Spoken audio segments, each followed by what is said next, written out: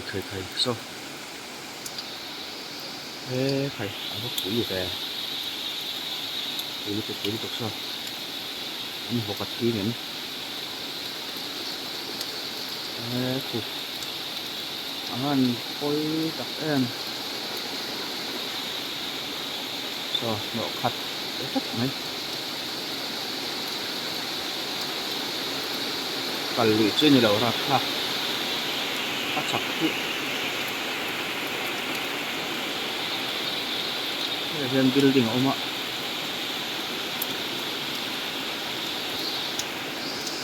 xuân về lắm bằng hi lung li lắm bằng này cái hi được cái rod lắm bằng này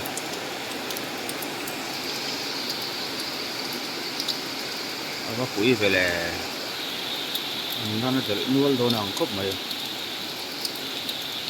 nên đã nãy rồi ăn hộp về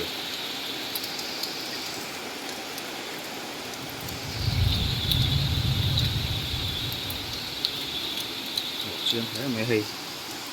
tay tôi hay mình sắc na vàng như là mình chầu lấy mình xa lúc của cái tay hay lấy vốn xa đâu cái này tay hay chúng nó sao làm đồ ra ngay là mà sẽ hay tại hiện hay barrel thì ông má ở đây là alamin hiểu được ngay cô hi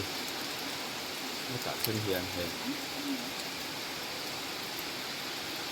lại quay là câu thả rất chân cho kỳ lấy là hiện hay tùy rồi luôn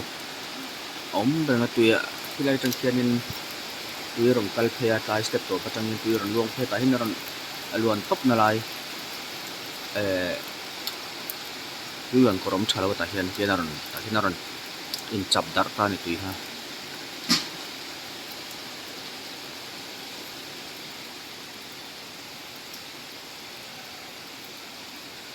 cụ ta hơn một thêm là tôi cụ tùy hộ khi nào họ thả chả ra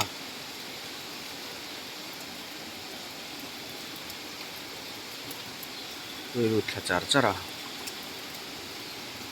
này check form trâu tổ mày này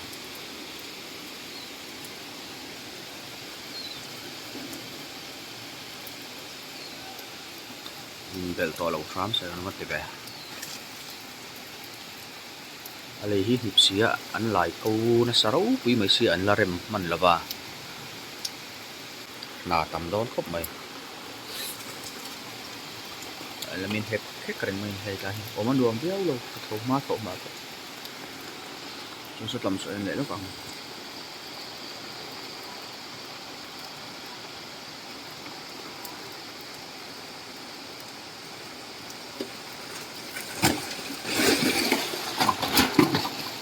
mình để ta rất là muốn thắc lỗi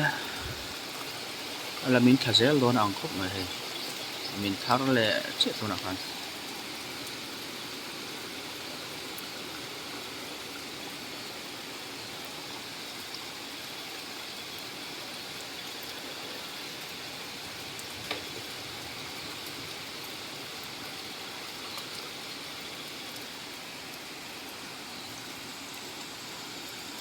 số lắm nè số này mình cho con này đậu được mấy mình check home nem tỏ khúc mấy số có số chắc lắm phòng thị vấn đề nó đi ạ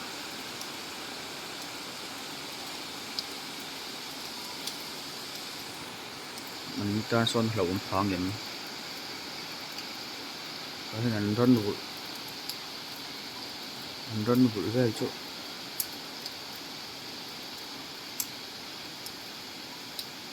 hùng ma có thể nhẹ khóc mấy tay chưa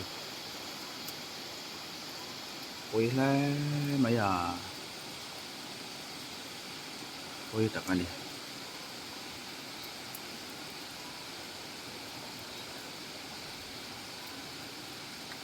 lấy miếng nôm có hiện miếng về top mày sẽ là thiên tỷ chế rong hiện lệ như sinh nún na ran nún na tiếng là lâu rong hiện ông sám sẽ là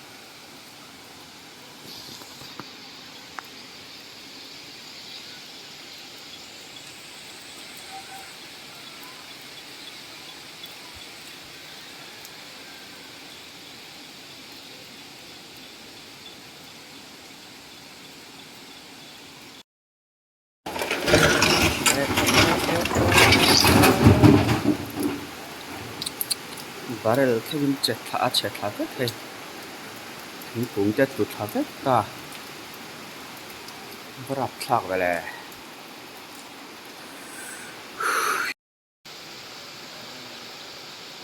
tlai hi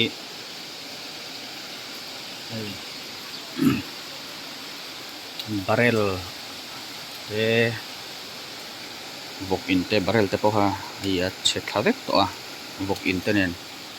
chuan hei thingkung lian tawk tak a ding bawk a hi pawh che vek to a ngai tlu thla vek to a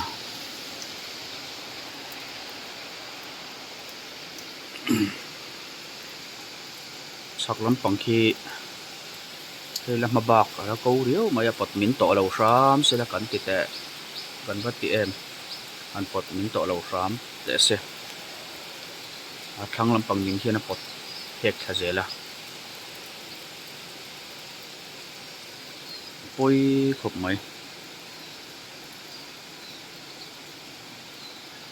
chuan so lai so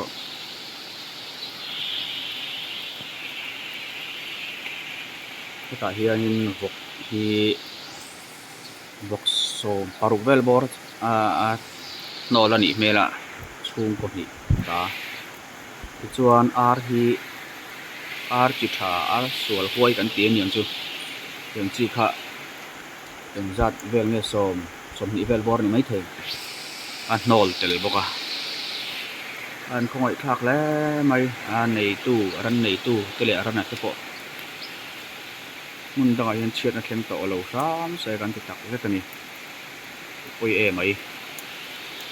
he ta hian an ran in kha om phei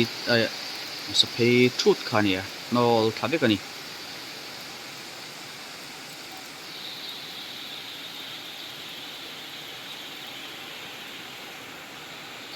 a chak lam tan ki chon him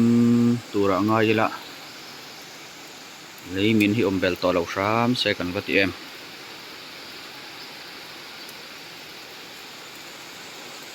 helai ro hi hmabak he la ko riau maya la che thei ni that mai